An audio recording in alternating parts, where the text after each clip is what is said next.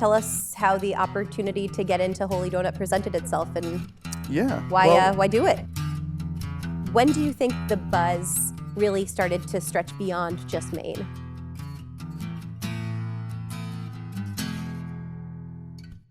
I'd like to welcome our listeners to the Boulos Beat podcast. The Boulos Company is Northern New England's largest commercial real estate services firm with offices in Portland, Maine, and Manchester and Portsmouth, New Hampshire. We've been selling and leasing real estate in Maine and New Hampshire since 1975. This podcast is designed to provide insight into Maine's business movers and shakers. Hello and welcome to the Boulos Beat. I'm Samantha Marinko, an associate at the Boulos Company and today's guest host of the Boulos Beat. Joining me today is Jeff Buckwalter, the CEO and co-owner of the Holy Donut. Jeff, thanks so much for joining me today. Thanks for having me. I know your mornings are busy and time is precious, so we do appreciate you being here. A bit of background on Jeff. Originally from away, Jeff moved to Maine in 1989, where he attended high school and went on to graduate from the University of Maine, Orono. His degree will say he majored in journalism, but his LinkedIn says fly fishing, so leaves a little bit of interpretation there. Jeff worked in a corporate job in the resort and hospitality industry prior to making a significant shift into the donut business in 2013. Jeff considers himself a lifetime learner who thrives on building teams and growing businesses. With locations throughout Maine and employing over 120 people, the Holy Donut sells over 2 million donuts per year. Jeff and his wife Elizabeth have 3 kids and live in Scarborough. Jeff, thanks again for being with us today. Thanks for having me. It's my pleasure. Great. So let's get this out of the way. Yeah. You are from away. I am. And as the true Mainers would say. So where are you from and what brought you to Maine? Born in Indiana. Lived there until about 12 years old, then moved to a couple different places. My dad's job took him to several different parts of the country. He worked at nuclear plants. So during my 6th grade to 10th grade, we moved a few times. So getting used to new schools and an interesting time for a teenager. That was challenging. Then we moved from Illinois to Maine. My dad got a position at Maine Yankee when that power plant was up and running up in Hinckley, Maine, just outside of Skowhegan. And we landed in Farmington. So I spent my junior and senior year in Mount Blue, go Cougars, and then migrated up to the University of Maine. And to your point, where I think I primarily majored in fly fishing, but also there was some journalism in there as well. Yep. Obviously, I'm a fan of the outdoors, and so Orono and that part of the state was wonderful. And I ultimately ended up meeting my wife. We just celebrated our 22nd anniversary, and met my future business partner, Lee, who founded the Holy Donut. So college was a very significant time for you. Indeed. A lot of big, important things happened that year. Yeah. So you mentioned kind of an outdoorsman. Yeah. You do some fly fishing. I love the outdoors. My passions are fly fishing and being in the Maine's wilderness. I had dreams, I think, of becoming I did become a Maine guide when I graduated out of college, but never pursued it professionally.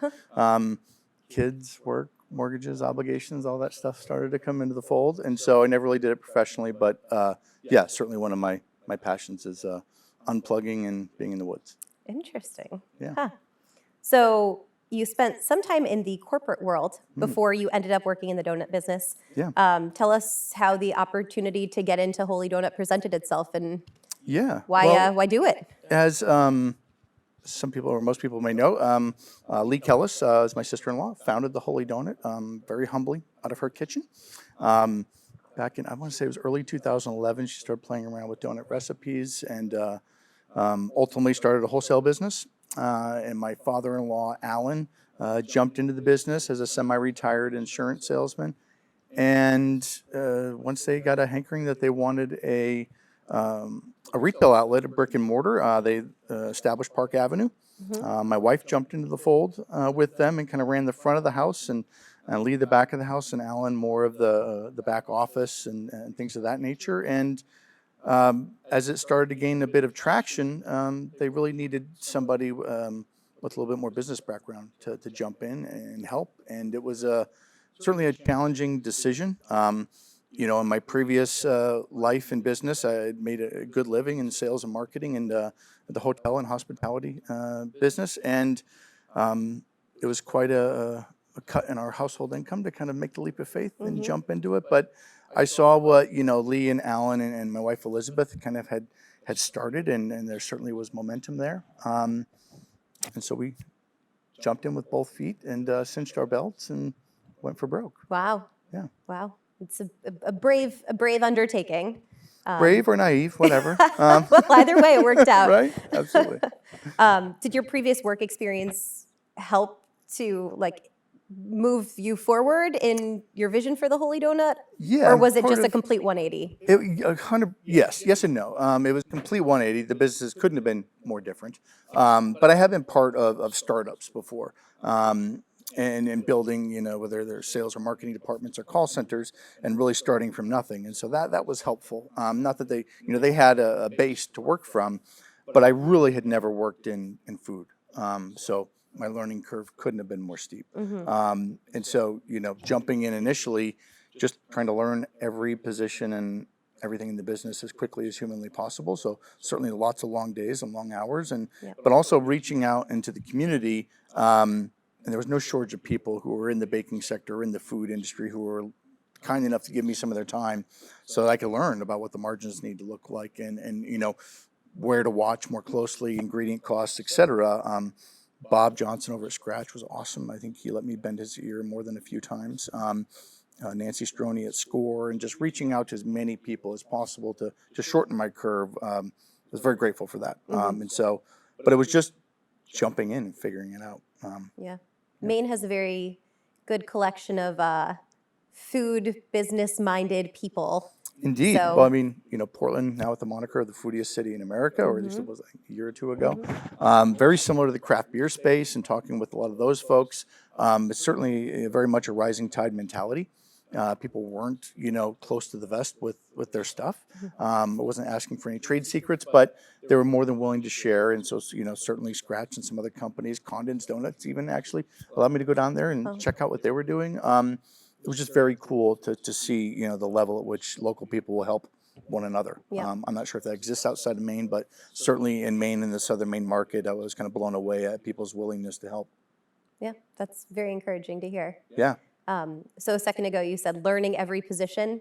Can you do every single thing at the Holy Donut? If somebody takes a sick day, can you work in the drive-through line? Do you know what you're doing? Can you work in the back of the house? Not nearly as, they don't let me in the kitchen a whole lot anymore. But, in the early days, I had to learn everything. And in the first year or so, I was on call for every position. So phone would ring at midnight for a call out. And as we had 2 and then 3 shops, certainly burning the candles at both ends, but learning, I had to learn, everything from production to making the dough, to making the glaze, to frying the donuts, to slinging them at the counter, and, to then starting and building out the back office and starting the accounting, as scary as that might sound for the people who run our accounting right now.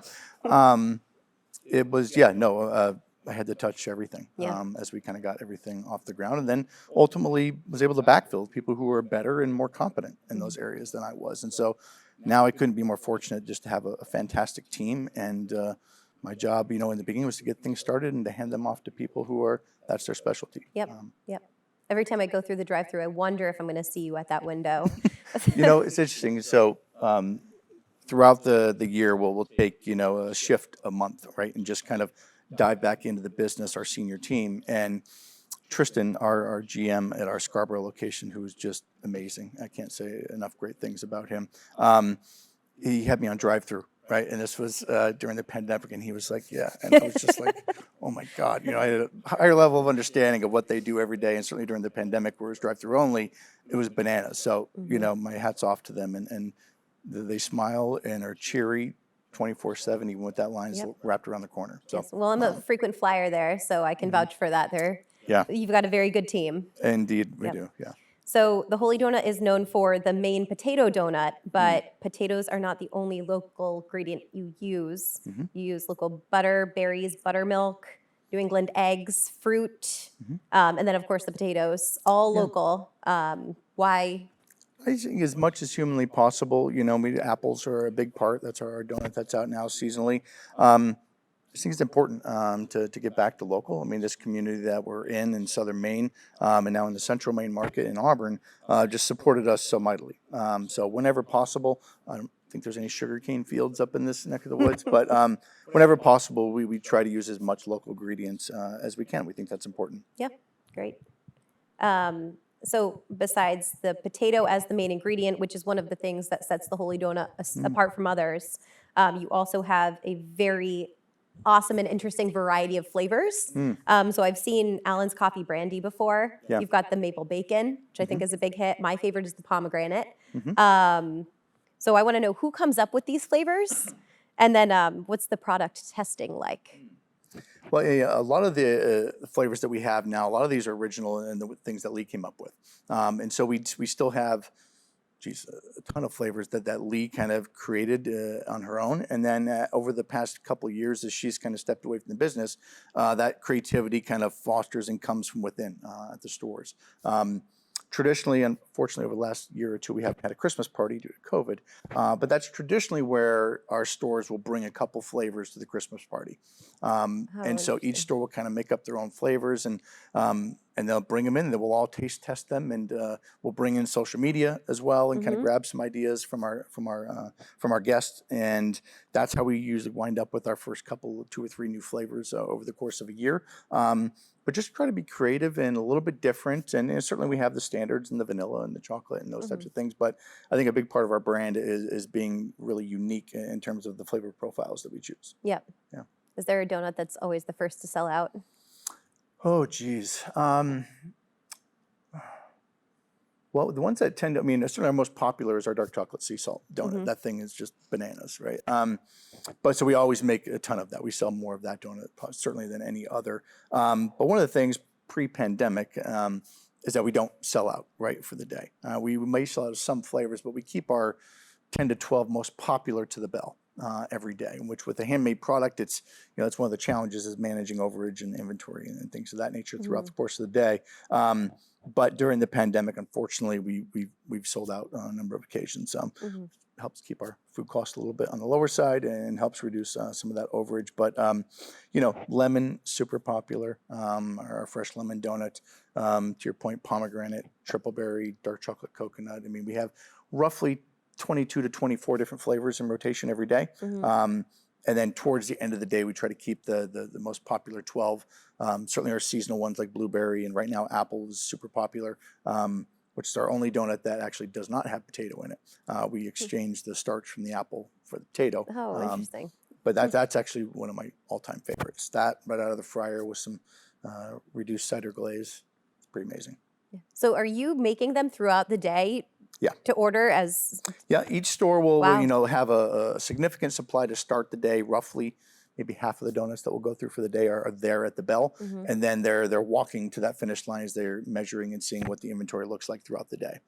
So it's very interactive in terms of replenishing that stock throughout the day and managing which flavors are going maybe a little bit quicker than others on a given day.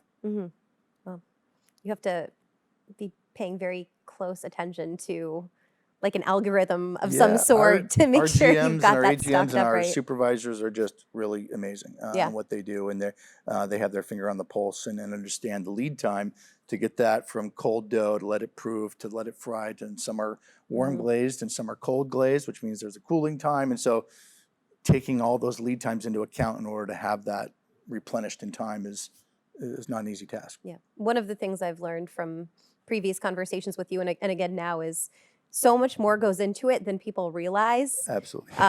It is any a process, business, right? On yeah, the no, surface, it's true. you're just kind of seeing a little glimpse of it, but the behind the scenes is always greater.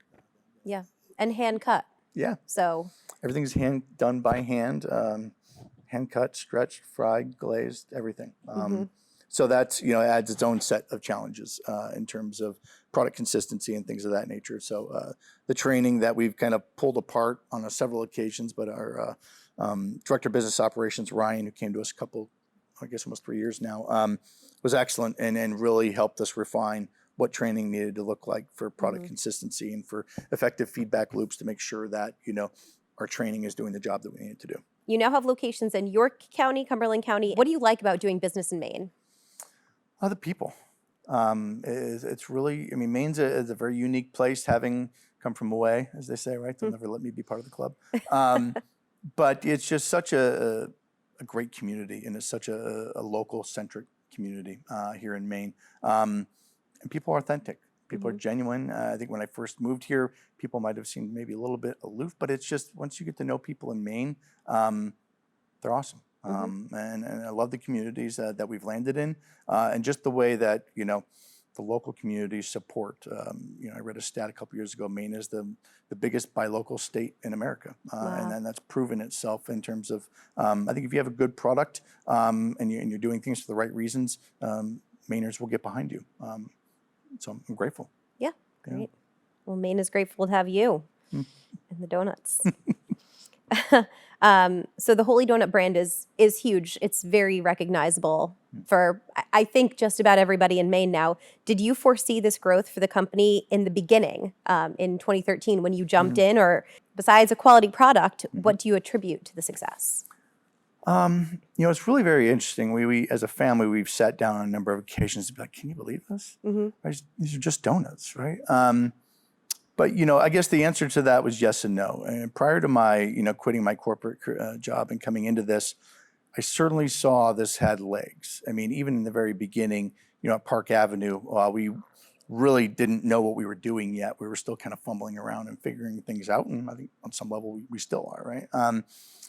And hopefully we'll always be a work in progress. But just the way in which people clamored for this product and brought their friends, and it was a phenomenon from the very earliest of days. This product just really took hold, and I think combination of things. We certainly Portland was a popular place, but it really started to take off in the early teens. It really started to become a destination. Maine certainly is in and of itself being vacation land, but I think Portland was kind of a stop on the way to do other things in the state, where I think Portland really started to become a destination. You're seeing all these hotels and now coming up. And so we were, I think, fortunate in really being able to catch that wave. And certainly our Old Port location on Exchange Street, I think, really helped that exposure. As the Old Port really started to, again, take off again, we were there for that. And it was just, this thing has been, as we kind of say, sprinkled with a little bit of pixie dust from jump. It's really, it's humbling to say the least. But I think it's simple. I mean, what we sell, I think, more than anything is nostalgia, right? We sell an old-fashioned way of doing things that just happens to be wrapped around a donut. But whether that's the level of service, whether it's the people who actually enjoy what they do, that have a little bit of fun at work, but we work our tails off. So that authentic service, and just that a lot of people, when they come and talk to us, say it kind of smells like my grandma's kitchen. My grandma used to make potato donuts, or so it's not a unique thing. In the county, as they say, potatoes were in a lot of things over the years, and so it's a throwback product, and the way in which we do that is throwback, being by hand. So I think it takes them back to maybe a little bit simpler time. And so it's part of our strategy as well, in using very simple ingredients.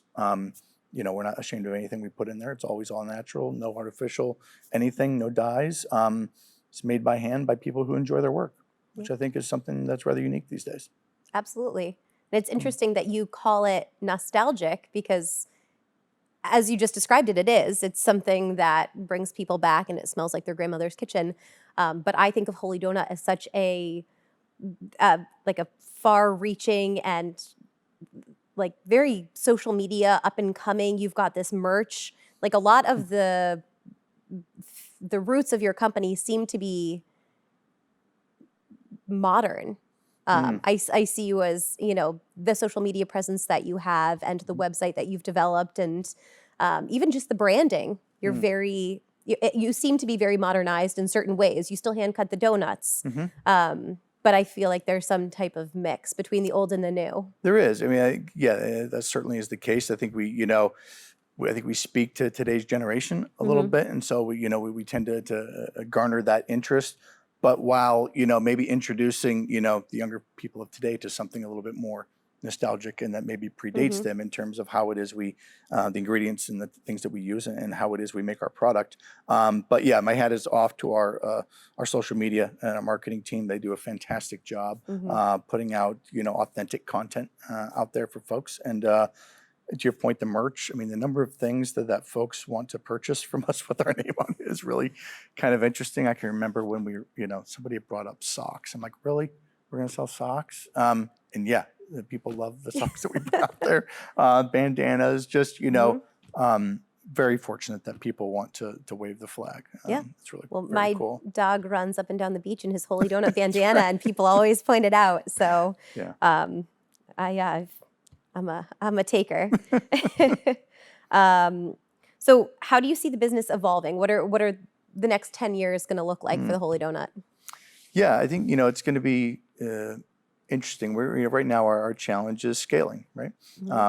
Certainly we've taken down a new production facility, which through your help, I certainly am very appreciative of that. We're just starting to build out a process now about how do we scale and continue to grow, but certainly always remaining authentic to our roots. During the pandemic, we had to pivot and go into Hannaford and the grocery stores and kind of follow the people. So certainly that's a segment that will continue to grow. We see events continuing to grow and take off for us. That's a huge part of what we do. But ultimately staying true to our roots, right? And so, what type of mechanization might we apply and where?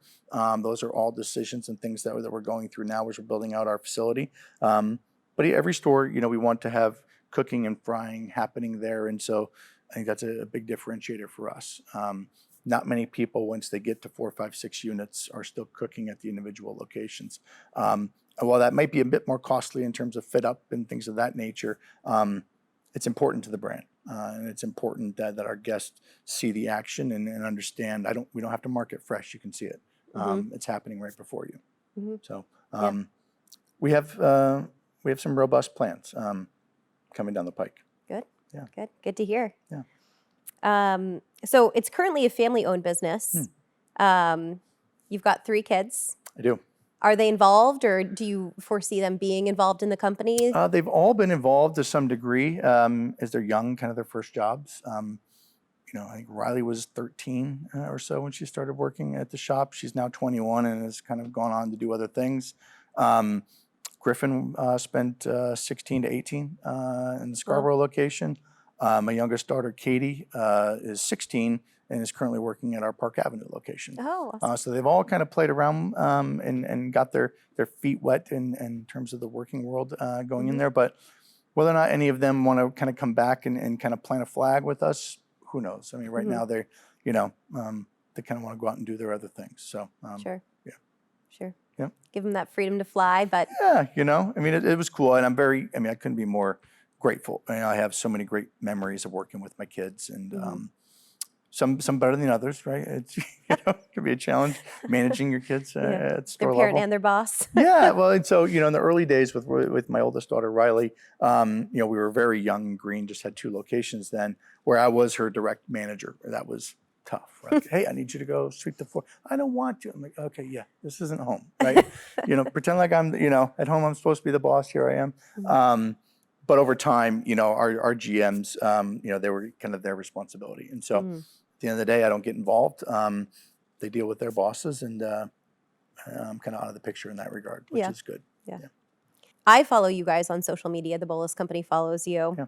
I've seen your employees taking on a lot of volunteer-based activities recently. Yeah. Can you tell us about that? Yeah, it's that's one of the things that's really important to us as a company. And giving back to our community is really job number 1, right? To be honest, I mean, donuts are just simply the conduit for us to hopefully be able to do more cool stuff in the communities that we land in. And so a number of years ago, we call our VTO program, our Volunteer Time Off program, where we reward our teammates for volunteering in the community. So for each employee has currently the ability to earn an additional 2 days off per year by volunteering 16 hours out in the community with some local partners that we have, which is really very cool. It offers them the opportunity. A lot of our teammates are on the younger side and maybe haven't done a lot of volunteering. And so watching them, understand what that means to give authentically without any hope for anything in return. Certainly we reward them for that time off, but whether we're working with, Special Olympics or special surfers or building homes for wounded warriors, donating donuts to them, or this year we worked with the Animal Refuge League of Portland. It's just really very cool to see our team doing things like that. And for us, it's a good way for us to get back into the communities that have supported us so mightily. That's always something that's going to be in the forefront for us in any community that we land in, and we're excited to find those opportunities in York County, having just landed there. Nice. Yeah. Yeah. I think you've used the word authentic so many times, and I think that's what people think of when they think of the Holy Donut. Just the authenticity, the groundedness of as big as you get. And I mean, you're mentioned in publications all over the country, but you're still volunteering locally in your communities, and I think that goes a long way with the people that support you too. Yeah, and I hope that shines through. I mean, we're all pretty simple people, right? This is about as fancy as it gets for me. And that goes throughout our company. No one's too full of themselves. And we're just getting started here. And the reality is we're doing something pretty simple. And we're just terribly fortunate that people are responding in the way that they are. So you've trademarked the name Holy Donut. Yeah. Who came up with that? Lee, our founder, did. In a group of friends that just kind of surfaced and came up. It doesn't really have any religious connotations or anything of that nature, but it's just a name that surfaced for her and she loved and said, that's what we're going to do. It's going to be the Holy Donut. And so it, like a lot of things within our company, it just happened very organically, and she ran with it, and it's sticking. It works. Yeah. You actually had to defend the name in court? Yeah, unfortunately. Surprisingly, there's a number of Holy Donuts out there. And so, this was, early pandemic, I wanted to say. And unfortunately, and then that went through the news, and thankfully it's kind of died down a little bit. But that was a decision we didn't take lightly. And so we've had to contact 5 or 6 different companies with that name. And just say, in the majority of them, this is the only one that kind of went that far. We just say, hey, we have trademarked that. We do have plans to grow and continue to grow outside of our state. And so we've have agreements with a couple of them that if you're going to just have one location and that's all you want to do, go ahead and keep your name. We're not trying to step on you or impede your ability to do business. However, if that's going to be a brand or a name that you want to grow, that's not going to be possible beyond that location. So we ask, kindly that you respect that we've gone through the legwork and the energy and spent the time and money to trademark that, to protect it. You would probably want to do the same, and most people are pretty agreeable. Right. That one wasn't, and we had to do what we had to do. So you mentioned that the name sort of came about organically. Yeah. The putting mashed potatoes in a donut, on your website, it says that it was created organically. Tell me how, do you know how Lee decided to go about doing that? I mean, she was just a donut lover, right? And she's very careful about what she puts in her body and likes to eat things that are high quality and natural. And started playing around with recipes and found an old Northern Maine recipe that had mashed potatoes in it, or they're really riced potatoes.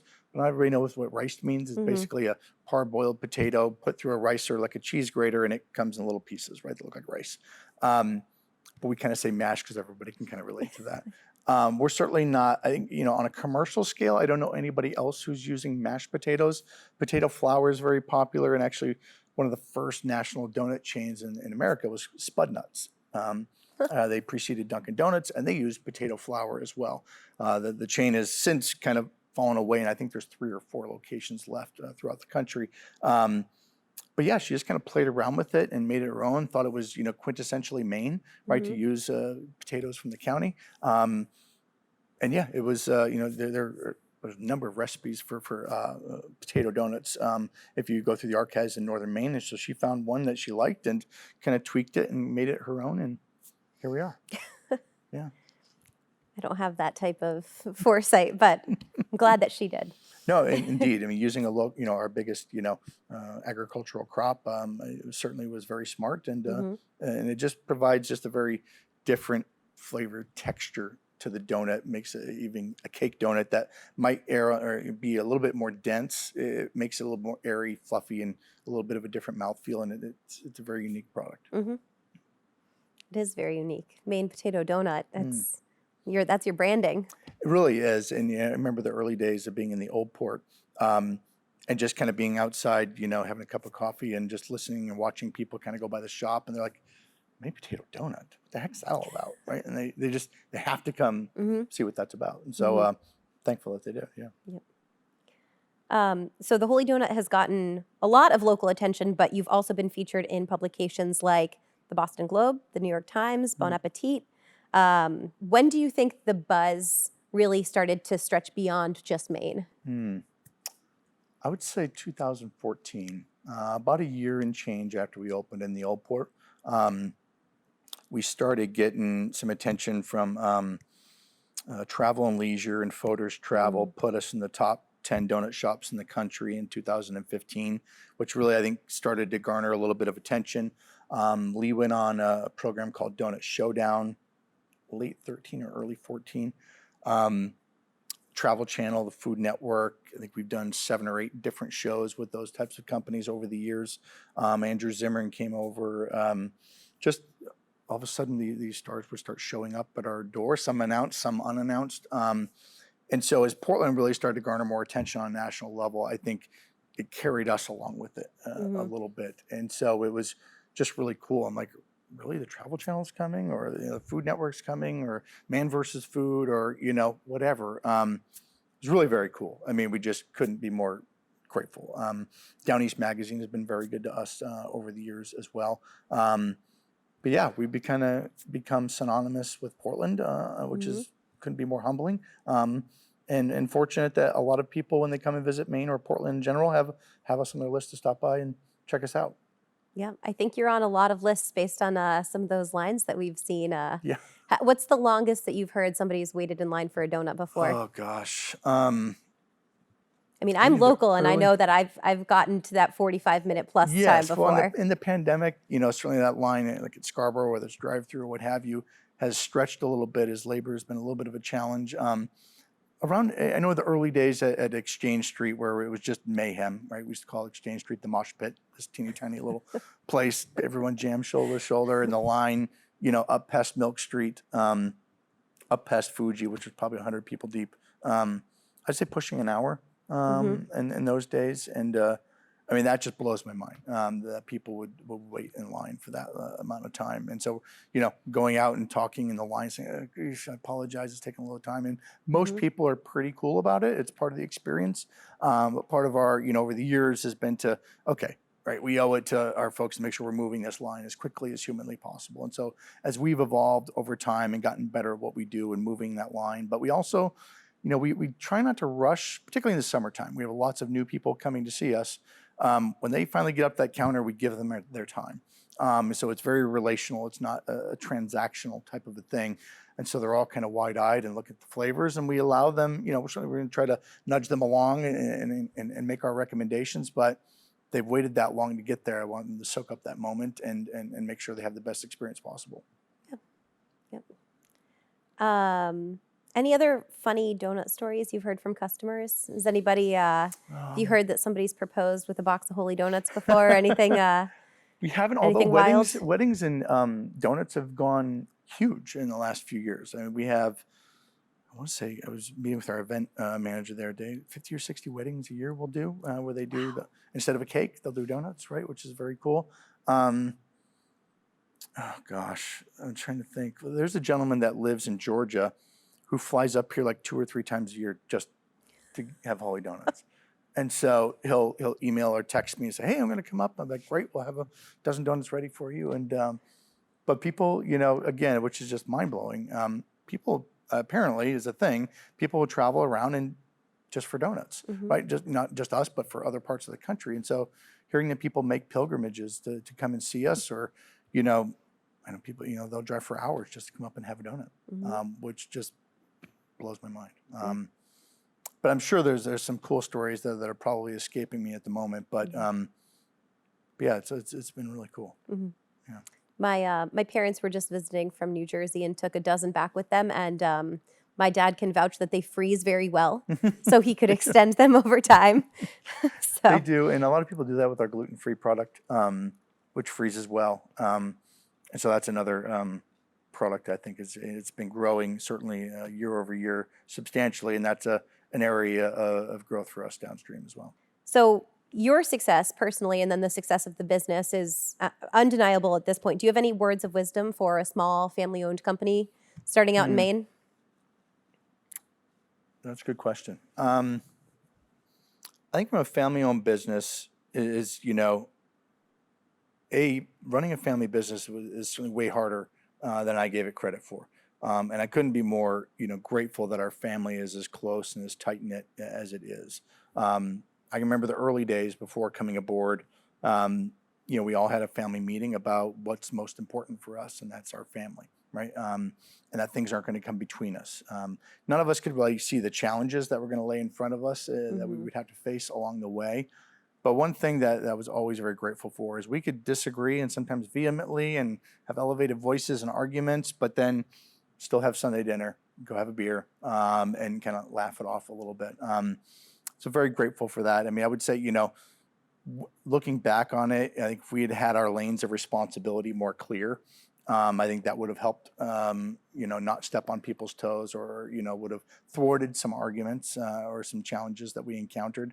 But I think, one of the things that I've been most proud of is just the way that this family came together. None of us were restaurateurs, right? Cynthia, my mother-in-law, who's part of the ownership group, and Alan, they owned their own photography business, which was very successful, Cynthia Allen Photography, back in the 80s and early 90s. But none of us really owned our business other than that. And so it was a bunch of rookies coming together who didn't know any better, but just had, my mother-in-law put up her life savings, right, to open up the first store, right? No banks would lend us any money, and rightfully so. It was just we just couldn't fail, right? I mean, we had way too much on the line. And I quit my job, right? And, so I think magic can tend to happen when your back's against the wall, right? And you start to see what you're made of. And are you creative enough? And are you willing to be humble enough to go out in the community, ask for help, and just say, hey, here's what we got going on. We don't pretend to know what we're doing. Tell me what I need to be focused on that maybe we're not. And as I alluded to earlier, just a number of people that were willing to step up and help, and whether it's SCORE or the MEP, the Manufacturer Extension Partnership, Vistage for me has been a huge resource. I mean, just understanding that we don't need to and have to try to do this in a vacuum, right? There's an immense amount of people out there who will help as long as you're willing to go out there and ask those questions and kind of admit that you need that help. So go out there, ask for it. And it's okay that you don't know it, right? Our job is just to figure it out along the way. There's an interesting quote I read a long time ago. I can't remember where it came from, but it said, you can drive all the way across the country at night, only seeing a few hundred feet ahead of you with the headlights. That's all you need to see, right? Just the next few hundred feet, and just have confidence that if you're doing the right things, that the next 100 feet or a couple hundred feet will materialize the way you need it to. Just keep doing those right things and have confidence that whatever's going to come over that horizon, you're going to be able to deal with, and that you're prepared to do whatever it takes. It's great advice. Yeah. Yeah. Gonna have to look that quote up, figure out where that came from. Yeah. So you've been in Maine since the 80s and you shower your community with donuts and coffee. Do you think you are considered a true Mainer yet? Oh, no, they'll never let me leave for the club. My kids are, right? Because they've been born here, but that's, Mainers are pretty resolute in that, and I'm okay with it, right? I'm an outsider, but and I'm totally all right with that. So Jeff, thank you so much for your time. Yeah. Your insights, your stories, all the contributions that you and your team at the Holy Donut make to the community here in Maine. If you don't already, find and follow the Holy Donut on social media or check out their website, theholydonut.com. If you'd like to learn more about the Boulos Beat, visit our website, boulos.com, or find us on LinkedIn, Instagram, Twitter, or Facebook. Thanks very much. Thanks for having me. It's been a blast. And lastly, if you want to know the secret to owning real estate, it's pretty simple. Just be sure to outlive your debt.